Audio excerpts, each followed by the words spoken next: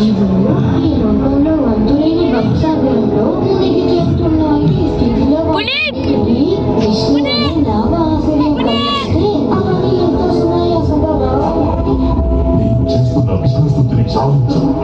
నేను భగవాన్ విష్ణువుని ఎప్పటికీ శత్రువుగా చూడలేను.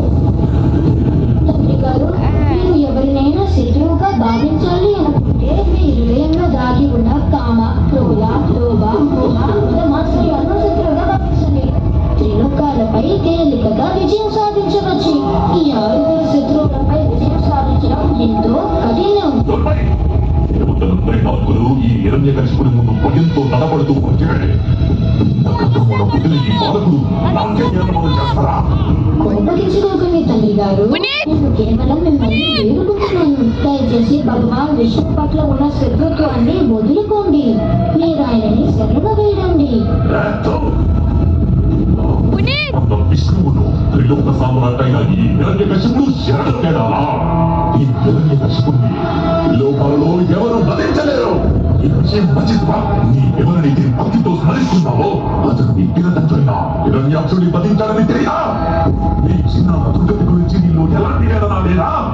చిన్నాన్న గారు అకారణంగా భూమాతని గర్భోదక మహాసాగరంలో ముంచి ఘోరాపరాధం చేశారు.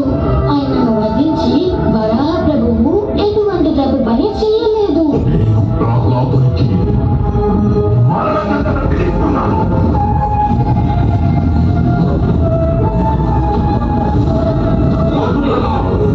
ఈ ఆయుధాలతో ప్రహ్లాదుని ముక్కలుగా నరికేయాలి.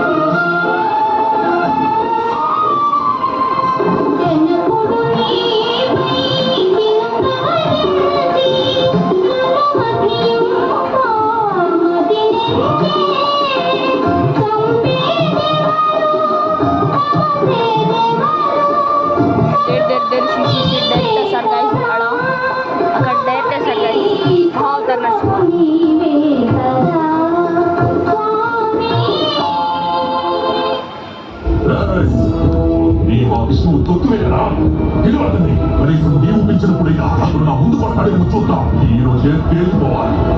మా ఇద్దరు తిరిగి నక్క ఎవరో సింహం ఎవరో. ఈ విష్ణువు అంతటా వ్యాపించి ఉంటాడు. అది ఈ సర్వులు కూడా ఉండాలిగా.